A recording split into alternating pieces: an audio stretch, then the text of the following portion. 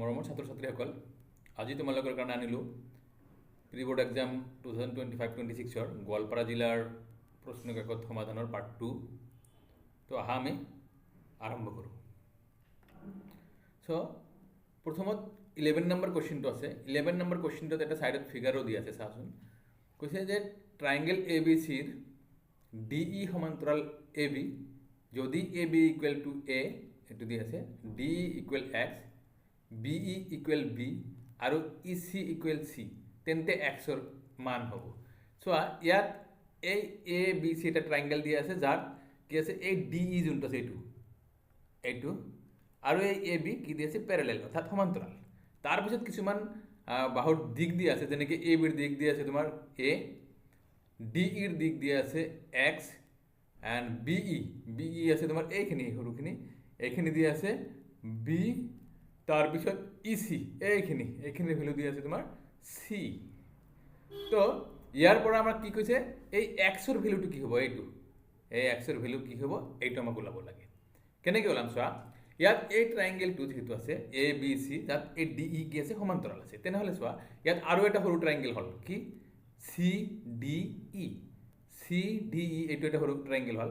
এই ট্ৰাইংগেল দুটাত ডাঙৰটো মানে এ বি চি আৰু ডি ই চি, এই দুটাত এই এংগেল এ আৰু এই এংগেল ডি এইটোৰ সমান হ'ব, কাৰণ এইটো আৰু এইটো ছাইড সমান্তৰাল, যাৰ কাৰণে এই দুটা কি হ'ব, অনুৰূপ কোণ হ'ব। চিমিলাৰলি এই এংগেল বি আৰু এংগেল ইও সমান হ'ব, কাৰণ এই দুটা অনুৰূপ কোণ, আৰু এংগেল চিটো দুয়োটাৰে সাধাৰণ কোণ, যাৰ কাৰণে এই ট্ৰাইংগেল দুটা, অৰ্থাৎ ট্ৰাইংগেল কি A B C similar to triangle D E C হ'বই, এইটো হ'ব। এতিয়া যদি সদৃশ হয় দুটা ট্ৰাইংগেল, তেনেহ'লে আমি তাৰ অনুৰূপ বাহুবিলাকৰ অনুপাত সমান পাওঁ। অৰ্থাৎ আমি কি লিখিব পাৰোঁ যে এ বি ডিভাইডেড বাই এই এ বিৰ অনুৰূপ বাহু কোনটো, ইয়াত সৰু ট্ৰাইংগেলটো D E, so' A B বাই কি হ'ব ডি ই।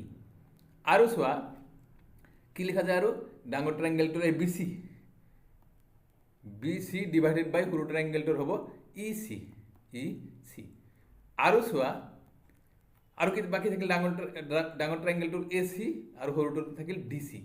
আমাৰ এই পাৰ্টটো নালাগে, আমাৰ যিটো কেলকুলেশ্যন কৰিব দিছে এই পাৰ্টটো নালাগিব তাতে, এই দুটা ল'লেই হ'ব। কিয় চোৱা, কাৰণ আমাৰ এই এ বি দিয়া আছে, ডি ই দিয়া আছে, আৰু এই বি চিৰ ওপৰতে কিবা কিবি দিয়া আছে, যাৰ কাৰণে এই দুটা ল'লেই আমাৰ কেলকুলেশ্যনটোত ওলাই যাব, আমাৰ যাৰ ভেলু ওলাব লাগে। চ' এ বিৰ ভেলু দিয়া আছে এ, ডি ইৰ ভেলু দিয়া আছে এক্স, যিটো আমাক ওলাব লাগে। আৰু বি চি মিনছ কোনখিনি, এই গোটেইখিনিৰ মান দিয়া নাই আমাৰ, তাৰ ভেলুটো কি দিয়া আছে, এইখিনি ভেলু দিয়া আছে, এই বিৰ পৰা ই লৈকে, আকৌ ইৰ পৰা এই চি লৈকে, বিৰ পৰা ই লৈকে বি দিয়া আছে, আৰু ইৰ পৰা চি লৈকে চি দিয়া আছে। তেনেহ'লে এই দুটা প্লাছ কৰিলে গোটেইটো হ'ব, চ' বি প্লাছ চি ডিভাইডেড বাই ই চিৰ ভেলু কি হ'ব, এই চি লিখিলোঁ, ইয়াত ছেম হ'ব চি। তো এতিয়া আমি বজ্ৰপূৰণ অৰ্থাৎ ক্ৰছ মাল্টিপ্লিকেশ্যন কৰি দিওঁ, X into B plus C equal A into C, that means A C. So' ইয়াৰ পৰা আমি কি লিখিব পাৰোঁ যে এক্স যদি ৰাখি দিওঁ এ চি ডিভাইডেড বাই বি প্লাছ চি, তেনেহ'লে এক্সৰ ভেলু এইটোৱে আমাৰ, এক্সৰ ভেলু অপশ্যন কোনটোত আছে, option A. So' option A is correct, হৈ গ'ল। চ' নেক্সট কুৱেশ্যন 12 নম্বৰ চোৱা। 12 নম্বৰত কৈছে যদি এ 4, 9, বি 2, 3 আৰু চি 6, 5 বিন্দু তিনিটা ট্ৰাইংগেল এ বি চিৰ শীৰ্ষবিন্দু, তেন্তে চি বিন্দুৰ পৰা টনা মধ্যমাৰ দৈৰ্ঘ্য হ'ব। চোৱা, এইটো আমি অলপ ইজিকৈ বুজাৰ কাৰণে পিকচাৰ এটা ড্ৰ কৰি লওঁ। পিকচাৰ নহ'লেও কৰা যাব, কিন্তু পিকচাৰ হ'লে আমাৰ ইজি বেছি হ'ব বুজাতে। এ দিয়া আছে 4, 9, বি দিয়া আছে তোমাৰ 2, 3 এণ্ড চি দিয়া আছে 6, 5। চ' এতিয়া কৈছে চি বিন্দুৰ পৰা টনা মধ্যমাৰ দৈৰ্ঘ্য, চি বিন্দু হ'লে এইটো, ইয়াৰ পৰা মধ্যমা তেনেহ'লে এ বিৰ ঠিক মধ্যবিন্দু হ'ব লাগিব। ছাপ'জ এইটোৰ নাম দিলোঁ আমি ডি, তেনেহ'লে এইটোৰ মধ্যমাটো হ'ব কি চি ডি। এইটোৰ দৈৰ্ঘ্যটো আমাক ওলাব লাগে। তো এইটোৰ দৈৰ্ঘ্য ওলাব লাগিলে আমি দূৰত্ব সূত্ৰ ব্যৱহাৰ কৰিম চি আৰু ডি বিন্দুৰ স্থানাংক লৈ, কিন্তু ডি বিন্দুৰ স্থানাংকটো আমাৰ নাই, এই ডি বিন্দুৰ স্থানাংকটো আমাক ওলাই ল'ব লাগিব। কথাটো বুজি পাইছা? চ' এই ডি বিন্দুটো ঠিক এ বিৰ মধ্যবিন্দু, তেনেহ'লে আমি ডি বিন্দুৰ স্থানাংকটো যদি এনেকৈ ওলাই লওঁ, ডি বিন্দুৰ স্থানাংক, মধ্যবিন্দুৰ স্থানাংকৰ সূত্ৰ কি, x1 plus x2 divided by 2, that means A আৰু বিৰ 4 প্লাছ 2/2, 9 প্লাছ 3/2 এইটো হ'ল তোমাৰ ডি বিন্দুৰ স্থানাংক 6/2 দ্যাট মিন্স 3 আৰু 12/2 দ্যাট মিন্স 6 3/6 এই ডি বিন্দুৰ স্থানাংকটো হ'ব 3,6 এতিয়া এই চি আৰু ডিৰ মাজত দূৰত্ব সূত্ৰ ব্যৱহাৰ কৰি তুমি চি ডিৰ দৈৰ্ঘ্য ওলাই দিলে হৈ গ'ল so √(x1 - x2 whole square plus y1 - y2 whole square বা x2 - x1 কলেও হয় y2 - y1 একে কথা কারণ a - b হোল স্কয়ার আৰু b - a হোল স্কয়ার একে হয় so 3 - 6 whole square plus 6 - 5 whole square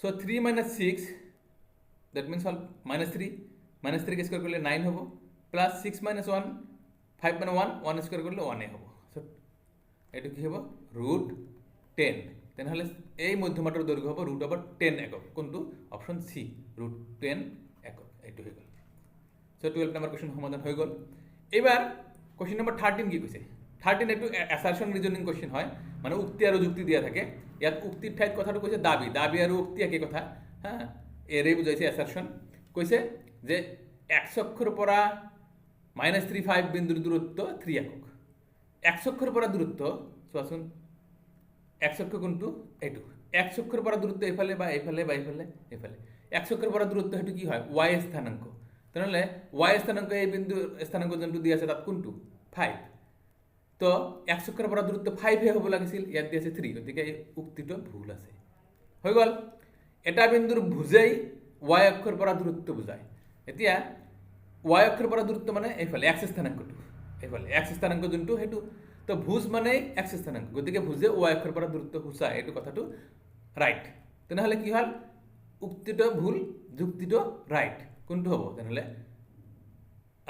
option D A অশুদ্ধ কিন্তু আর শুদ্ধ তো অপশন ডি এ আমার শুদ্ধ অপশন হল এটু হৈ গল নেক্সট নাম্বার কোশ্চেন কৈছে 14 নম্বৰ কোশ্চেনত কৈছে যে 4 sin θ = 3 যদি 4 sin θ = 3 তেন্তে tan θ ৰ মান কি হ'ব সোয়া এটু আমাক দি আছে 4 sin θ = 3 এইটো আমাক দিয়া আছে ইয়াৰ পৰা আমি কি ওলাব লাগে tan θ ৰ ভ্যালু ওলাব লাগে tan θ ৰ ভ্যালু ওলাব লাগে এটু দুই ধৰণে কৰা যায় সো আমি যদি এনেকে এটা পিকচাৰ কল্পনা কৰি লও যেনেকে তোমালোকে এক্সাৰসাইজত কৰিছিলা হ্যাঁ এ বি সি এইটোক আমি থিতা বুলি ভাবি ললো সো ইয়াৰ পৰা যদি আমি এনেকে লও 3/4 sin θ 4 টো হিবলে গলে কি হ'ব তোমাৰ ডিভাইড হ'ব sin মানে BC divided by AC তারমানে sin θ লম্ব বাই কর্ণ তারমানে perpendicular by hypotenuse equal to 3/4 so ইয়ার পর আমি BC equal to 3 into k AC equal to 4 into k ইয়াতে এটা ধ্রুবক ধরিব লাগে কিয় ধরিব লাগে মোর ত্ৰিকোণমিতিৰ ফুল ক্লাসটো চাই লবা ভালকে বুজাই দি আছে আমি ধরিব লাগে কিন্তু ইয়াতে আমি জাস্ট যেহেতু MCQ গতিকে BC ক আমি 3 বুলি কনসিডার কৰি লম k নলও হ্যাঁ কাৰণ আমাক এই সিস্টেমেটিক্যালি কৰি দেখাব না লাগে জাস্ট অপশনটো হে লাগে 3 আৰু 4 ধৰিলে শুদ্ধ অপশনটো আহি যায় তো এতিয়া এই BC আমি 3 AC = 4 ধৰি ললো এতিয়া আমাক লাগিব AB কারণ tan θ ওলাব লাগিলে আমার BC/AB লাগিব গতিকে আমাক AB লাগিব তো আমি পাইথাগোৰাসৰ ফৰ্মুলা বা উপপাদ্য এপ্লাই কৰি দিও AB² + BC² = কি জানো আমি AC²। সো ইয়াৰ পৰা AB ৰ ভ্যালুটো আমাক ওলাবহে লাগে সো BC হৈছে 3² = AC হৈছে 4²। So AB² = 16 - 9 so AB = √7 AB ৰ ভ্যালু হল √7 তো ইয়াৰ পৰা আমি tan θ ৰ ভ্যালু কি ক'ব পাৰো যে BC/AB so BC ৰ ভ্যালু হৈছে 3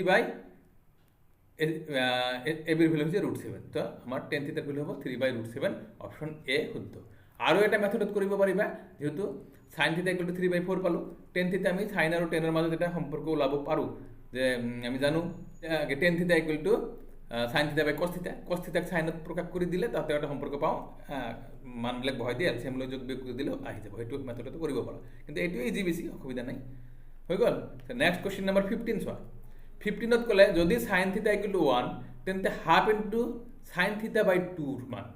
এতিয়া তোমালোকে ক'বা ছাৰ আমিতো থিটা বাই 2ৰ মান কেনেকৈ পাম? এই থিটা বাই 2 এনেকুৱা সূত্ৰটো পোৱা নাই, এডভান্সমেণ্ট পঢ়া সকলেহে জানে, কিন্তু ইয়াত সেই সূত্ৰত যাবই নালাগিব। চোৱা এনেই মিলিব, কিয় আমি জানো, চোৱা এই সাইন থিটা ইকুৱেল টু 1 দি আছে, 1ৰ কাৰণে আমি কি লিখিব পাৰোঁ? সাইন 90 মানে 1, সাইন 0 0, সাইন 90 মানে 1 হয়। দেয়াৰ ফৰ থিটা ইকুৱেল টু কিমান হ'ব? 90। থিটাৰ ভেলু আমি 90 পাই গ'লোঁ। দ্যাট মিনছ থিটা বাই 2 ইকুৱেল টু কিমান হ'ব? 45। তাক 2ৰে ডিভাইড কৰি দিয়া। এতিয়া আমাক লাগে কাৰ value? Half into sine theta by 2। So' half into sine theta by 2 মানে আমি কি পালোঁ? 45 degree. So' half into sine 45 মানে 1/√2। এতিয়া এইটো 2√2 হৈ গ'ল। এইটো হ'ব আমাৰ শুদ্ধ উত্তৰ। চোৱা অপশ্যন ডিটোত আছে 1/2√2। এইটো 2টো মই টাইপ কৰাটো মিষ্টেক হৈছিল, দি দিছোঁ হা। তো এই অপশ্যন ডিত আছে 1/2√2 হৈ গ'ল এইটো। চ' কুৱেশ্যন নম্বৰ 16 চোৱা, যে 6 সেণ্টিমিটাৰ ব্যাসাৰ্ধৰ বৃত্তৰ সমান্তৰাল স্পৰ্শক দুডালৰ মাজৰ দূৰত্ব।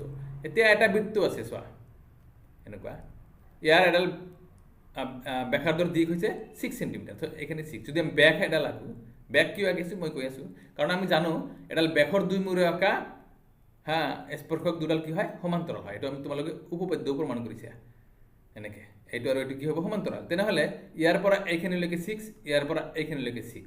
চ' এই স্পৰ্শক দুডালৰ মাজৰ দূৰত্ব কি হ'ল? 6 + 6 দ্যাট মিনছ 12। চ' 12 সেণ্টিমিটাৰ হ'ব তোমাৰ এই স্পৰ্শক দুডালৰ মাজৰ দূৰত্ব। অপশ্যন এ শুদ্ধ উত্তৰ। কুৱেশ্যন নম্বৰ 17 চোৱা, 17 কুৱেশ্যন নম্বৰত কৈছে যে 21 সেণ্টিমিটাৰ ব্যাসাৰ্ধযুক্ত বৃত্তকলা এটাই কেন্দ্ৰত উৎপন্ন কৰা কোণ 60 ডিগ্ৰী হ'লে বৃত্তকলাটোৰ পৰিসীমা। তাৰমানে কৈছে চোৱা, যে এটা বৃত্ত আছে যাৰ ব্যাসাৰ্ধ 21 সেণ্টিমিটাৰ, এইটো 21 সেণ্টিমিটাৰ, আৰু ইয়াৰ এটা বৃত্তকলা যদি আঁকা হয়, এই বৃত্তকলাই কেন্দ্ৰত উৎপন্ন কৰা কোণটো, বৃত্তকলাৰ কোণ যোনটো কওঁ আমি, এইটো হ'ল 60 ডিগ্ৰী হৈছে। আমি এইটো নাম দি দিলোঁ লগে। তেনেহ'লে এই যে বৃত্তকলাটো যে হৈছে OAB, এই বৃত্তকলাটোৰ পৰিসীমা ওলাব লাগে। তাৰমানে এইটো 21 হ'ব, এই 21 + 21 আৰু এইখিনি এইটো এই AB চাপটোৰ দৈৰ্ঘ্য, এই তিনিটা যোগ কৰি দিলেই পৰিসীমা হৈ যাব। চ' আমি চাপৰ দৈৰ্ঘ্যৰ সূত্ৰ জানো কেনেকুৱা, যে থিটা ডিগ্ৰী কোণ কৰা হা বৃত্তকলাৰ অনুৰূপ চাপৰ দৈৰ্ঘ্য হৈছে থিটা বাই 360 ইনটু 2πr। ইয়াৰ পৰা আমি থিটাৰ ভেলু জানো, দিয়া আছে 60, মানে এংগেলটো ইনটু 360 ডিভাইড বাই 360 ইনটু 2π/7 ইনটু আৰৰ ভেলু দিয়া আছে 21। চ' এই 7ৰে 21ক কাটিলে 3, আৰু এইটো কেঞ্চেল যাব, এই 6ৰে 36ক কাটিলে 6 বাৰ, আৰু এই 2ৰে 6ক কাটিলে যাব 3 বাৰ, এই 3 এণ্ড এই 3ও কেঞ্চেল যাব। থাকিল কি? গোটেই কেঞ্চেল গৈছে, থাকিল অনলি 22। তো আমাৰ এই চাপটোৰ দৈৰ্ঘ্য হৈছে 22 সেণ্টিমিটাৰ। চ' 22, তেনেহ'লে পৰিসীমাটো কি হ'ব? চোৱা, সেই বৃত্তকলাটোৰ পৰিসীমা, চ' 22 + 21 + 21, তো হ'ল 22, আৰু এই দুটা মিলি 42। চ' 22 + 42 কৰি দিলে হৈ গ'ল 46। তেনেহ'লে 64 সেণ্টিমিটাৰ এইটো হ'ব লাগিছিল তোমাৰ পৰিসীমাটো। চাবা, এইটো তোমাৰ এনচাৰটোত অপশ্যন দিয়া নাই, গতিকে অপশ্যন এইটো ধৰি লোৱা 64 বুলি, এইটো অপশ্যন দি ৰাখি লোৱা হা। এনচাৰটো 64 হ'ব হা। তোমালোকে চাই লোৱা, OAB এইটো বৃত্তকলা, ইয়াৰ এইটো 21 ব্যাসাৰ্ধ, এইটো 21 হয়, আৰু এইটো 22। তেনেহ'লে এইটো প্লাছ এইটো প্লাছ এইটো তোমাৰ 64 হৈ যায়। তো গতিকে এইটোৱে হ'ব অপশ্যন, যিহেতু দিয়া নাই গতিকে আমি ভাবি ল'লোঁ আৰু। কুৱেশ্যন নম্বৰ 18 চোৱা, 18 নম্বৰ কুৱেশ্যনত কৈছে চিত্ৰত CP, CQ আৰু AB ক্ৰমে অকেন্দ্ৰীয় বৃত্তৰ স্পৰ্শক, আৰু PQR ক্ৰমে স্পৰ্শক বিন্দু। যদি CP 11 সেণ্টিমিটাৰ, BC 6 সেণ্টিমিটাৰ, তেন্তে BR ৰ মাপ উলিওৱা। ইয়াত কৈছে এইটো এটা চিত্ৰ দিয়া আছে, চোৱা CP, এইটো C ডাঙৰকৈ লিখি দিওঁ, চিত্ৰত বুজা নাযায়, এইটো P, CP, আৰু এইটো Q, এটা কেন্দ্ৰটো O দিয়া আছে, আৰু এইটো B বিন্দু দিয়া আছে, এইটো A বিন্দু দিয়া আছে। তোমালোকে হয়তো বুজি নাপাবা, এইটো R আছে, হৈ গ'ল। তো চোৱা এই চি পি চি কিউ আৰু এই এ বি হ'ল এই অকেন্দ্ৰীয় বৃত্তটোৰ তিনিডাল স্পৰ্শক আৰু স্পৰ্শ বিন্দুকেইটা ক্ৰমে হৈছে চি পি এ পি বিন্দুত স্পৰ্শ কৰিছে এইটো চি কিউ এ কিউ বিন্দুত স্পৰ্শ কৰিছে আৰু এ বি এই আৰ বিন্দুত স্পৰ্শ কৰিছে তেনেহ'লে আমাৰ যদি চি পিৰ মান এই চি পিৰ ভেলুটো দি আছে 11 তেনেহ'লে চি কিউৰ ভেলু 11 হ'ব আমি জানো বহিবিন্দুৰ পৰা বৃত্তলৈ টনা স্পৰ্শক দুডালৰ দৈৰ্ঘ্য সমান হয় 11 সেন্টিমিটাৰ আৰু বি চি এই বিৰ পৰা চি এইখিনি এই সৰুখিনি এইখিনি দি আছে 6 সেন্টিমিটাৰ হৈ গ'ল তেন্তে বি আৰৰ মান উলিওৱা বি আৰ এই বিৰ পৰা আৰ এইখিনি দিক আমাক ওলাব লাগে কেনেকৈ ওলাম চোৱা এই বি আৰৰ ভেলুটো আমাক ওলাব লাগে ধৰিব পাৰিছা তো যে চি পি চি কিউ দুডাল স্পৰ্শক আৰু এ বি আন এডাল স্পৰ্শক তেনেহ'লে আমাৰ এই কিছু ভেলু দি আছে তাৰ পৰা আমি বি আৰৰ মাপ ওলাব লাগে চোৱা ওলাই লওঁ চ' ইয়াৰ পৰা চোৱা এই চি কিউ এই গোটেইখিনি চি কিউ এইখিনি কিমান আছে চি কিউটো দি আছে 11 আৰু এই বি চি বা চি বি বি চি দি আছে তোমাক 6 সেন্টিমিটাৰ ইয়াৰ পৰা আমি চোৱাচোন এনেকৈ ওলাব পাৰোঁ না বি কিউ ওলাই ল'ব পাৰোঁ না বি কিউ ইকুৱেল টু হ'ব C Q minus B C কাৰণ এই যে বি কিউ এই বিৰ পৰা কিউ এইখিনি প্লাছ আৰু এইখিনি কৰিলে তোমাৰ কি হয় গোটেইখিনি হয় চ' কি হ'ব 11 মাইনাছ 6 ডেট মিনছ 5 তেনেহ'লে এই বি কিউ এইটো হৈ যাব কি 5 এই বিক যদি বহিবিন্দু ভাবা যায় তেনেহ'লে এই বিৰ পৰা বি কিউ আৰু এই বি আৰ হয় না এই দুটাতো বহিবিন্দুৰ পৰা দুটালৈ স্পৰ্শ হৈছে একেটা বহিবিন্দুৰ পৰা তেনেহ'লে এই দুটালৈ দৈৰ্ঘ্য সমান হ'ব তেনেহ'লে বি কিউ আৰু কি হ'ব বি আৰ সমান হ'ব that means B R is also' equal to 5 centimetre হ'ব কথাটো ধৰিব পাৰিছা তো হৈ গ'ল শুদ্ধ অপশ্যনটো হ'ল কুৱেশ্যন নম্বৰ 18ৰ শুদ্ধ অপশ্যন হ'ল এ হৈ গ'ল এবাৰ কুৱেশ্যন নম্বৰ 19ত কৈছে যে এটা চকাৰ ব্যাস এটা চকা কেনেকুৱা একজাক্টলি বৃত্ত এটাৰ নিচিনা এই চকাটোৰ ব্যাস দি আছে একদম এইফালৰ পৰা এইফালে মোৰ ঠিক মাঝামাঝি নহ'ল ধৰিলোঁ আৰু 1.26 মিটাৰ দি আছে 500টা পাকত চকাটোৱে অতিক্ৰম কৰা দূৰত্ব হ'ব এই চকাটো যদি 500টা ৰোটেশন লয় তাৰমানে ঘূৰে ৰাস্তাত যে ঘূৰে এনেকৈ চকাটো চাইকেলৰ চকাই ভাবি লোৱা বা বাইকৰ চকা ভাবি লোৱা চকা ঘূৰিলেহে বাইকখন আগবাঢ়ে তেনেহ'লে চকা যদি একবাৰ ঘূৰিলে কিমানখিনি ৰাস্তা অতিক্ৰম কৰে কোৱাচোন সেই চকাটোৰ বাউণ্ডাৰী যিমানখিনি আছে সেই বাউণ্ডাৰীটোৰ মাপটো তো বাউণ্ডাৰীৰ মাপটোক কি কয় চকাটোৰ পৰিসীমা বা পৰিধি কয় তো সেই পৰিসীমা যদি 500 বাৰ পৰিসীমাৰ সমান তাৰমানে দূৰত্ব অতিক্ৰম কৰিব 500টা পাক দিলে তো আমি ইয়াৰ পৰিসীমাটোক 500ৰে মাল্টিপ্লাই কৰি দিলেই এনচাৰ ওলাই যাব চোৱা আমি চকাটোৰ ব্যাস কিমান আছে 1.26 মিটাৰ তো ব্যাসাৰ্ধ আৰ ইকুৱেল টু কিমান হ'ব 2ৰে ডিভাইড কৰি দিয়া 0.63 এইটো হ'ব তোমাৰ চকাটোৰ ব্যাসাৰ্ধ তেনেহ'লে চকাটোৰ পৰিসীমা বা পৰিধি বৃত্তৰ পৰিধি হ'ল 2 পাই আৰ চ' দেয়াৰফৰ পৰিসীমা 2 পাই আৰ ইকুৱেল টু কি লিখিবা 2 ইনটু 22/7 ইনটু আৰ হৈছে 0.63 এইটোৰে যাব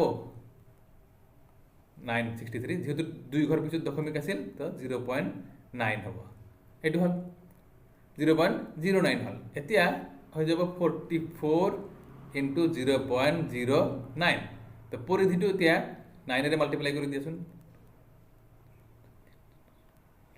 3.96 তেনেহ'লে চকাটোৰ পৰিসীমা হ'ল চকাটোৰ 3.96 মিটাৰ তেনেহ'লে 500টা ৰিভলিউশ্যন বা 500টা পাক ঘূৰিলে চকাটো অতিক্ৰম কৰা দূৰত্ব হ'ব 500 ইনটু 3.96 চ' 5ৰে আগত মাল্টিপ্লাই কৰি দিয়া এই দুটা জিৰ' মানে 100 মাল্টিপ্লাই কৰি দিলে পইণ্টটো দশমিকটো উঠি গ'ল 500তে মাল্টিপ্লাই কৰি দিলেই এনচাৰটো ওলাই যাব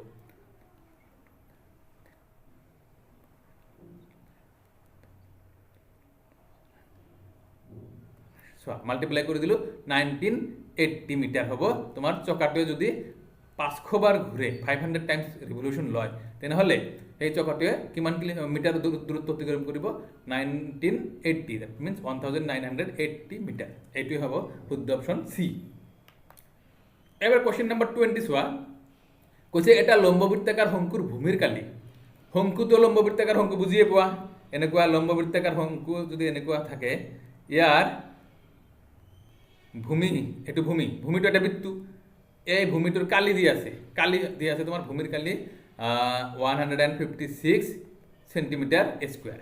ইয়াৰ উলম্ব উচ্চতা মানে এই একদম ঠিক হাইট টু এইচ আৰু হেলনীয়া উচ্চতাটো হ'ল এইটোকে আমি এলেৰে বুজাওঁ, হয় না? তো এই ভূমিৰ কালি যদি ইমান হয় আৰু উলম্ব উচ্চতা তোমাৰ এইচ দি আছে 8 সেন্টিমিটাৰ হলে শংকুটোৰ আয়তন, তেনেহ'লে শংকুটোৰ আয়তন ওলাব লাগে। আমি শংকুৰ আয়তনৰ সূত্ৰ জানো পাই 1/3 পাই আৰ স্কোয়াৰ এইচ। তেনেহ'লে আমাৰ এইচটো দিয়া আছে, এই যে তোমাৰ তলৰ ভূমিটোৰ কালি যে দিয়া আছে তাৰপৰ আমি আৰটো ওলাই ল'ব লাগিব। তো তলৰ ভূমিটো হ'ল এটা বৃত্ত, তো বৃত্তুৰ কি দিয়া আছে? কালি দিয়া আছে। তো বৃত্তুৰ কালি পাই আৰ স্কোয়াৰ এনেকৈ ওলাই ল'লে হৈ গ'ল। চোৱা শংকুটোৰ কি দিয়া আছে? ভূমিৰ কালি দিয়া আছে 156 সেন্টিমিটাৰ স্কোয়াৰ আৰু উচ্চতা দিয়া আছে উলম্ব উচ্চতা 8 সেন্টিমিটাৰ স্কোয়াৰ। ইয়াত চোৱা পাই আৰ স্কোয়াৰ আছে, গতিকে ইয়াৰ পৰা আমি আৰ নোলালেও হ'ব। আৰটো ওলাব খুজিছিলোঁ কিন্তু আৰ নোলালেও হ'ব। দেয়াৰ পৰা আমি কি লিখিব পাৰোঁ? 1/3 পাই আর স্কোয়ার এইচ ওলাই দিলে হৈ গ'ল। সো 1/3 পাই আর স্কোয়ারের ভ্যালু হল 156 ইন্টু এইচের ভ্যালু হল 8। এইখিনি করে দিলে হৈ গ'ল। এই 3 রে এইটো 5 টাইমস, হ্যাঁ, আৰু 2 টাইমস, তেনেহ'লে হ'ল আৰ হল 416 সেন্টিমিটাৰ কিউব হ'ব। এই শংকুটোৰ আয়তন হ'ব 416 সেন্টিমিটাৰ কিউব। এইটো হ'ব শুদ্ধ উত্তৰ হৈছে। তাৰ মানে আমাৰ শংকুটোৰ ভূমিৰ কালি দিয়া আছিল আৰু উচ্চতাটো উলম্ব উচ্চতাটো দিয়া আছিল। তাৰ আমি সেই ভূমিৰ কালি ডাইৰেক্ট যেহেতু আয়তনত ভূমিৰ কালিটো ডাইৰেক্ট আছেই, গতিকে তাৰ পৰা আৰ ব্যাখ্যাটো ওলোৱাৰ আমাৰ দৰকাৰ নাই, ডাইৰেক্ট পুট কৰি দিলে হৈ যায়। ঠিক আছে, তোমালোকে নিশ্চয় বুজি পাইছা। চ' আজিলৈকে এইখিনিতে ৰাখোঁ, আকৌ নেক্সট পাৰ্ট পাৰিলে কালি দি দিম। তোমালোকে ভালকৈ মনোযোগেৰে ক্লাছবিলাক চাই থাকা, যথেষ্ট উপকৃত হ'বা। তো এইখিনিলৈকে থাকক। থেংকস ফৰ ৱাচিং, গুড বাই।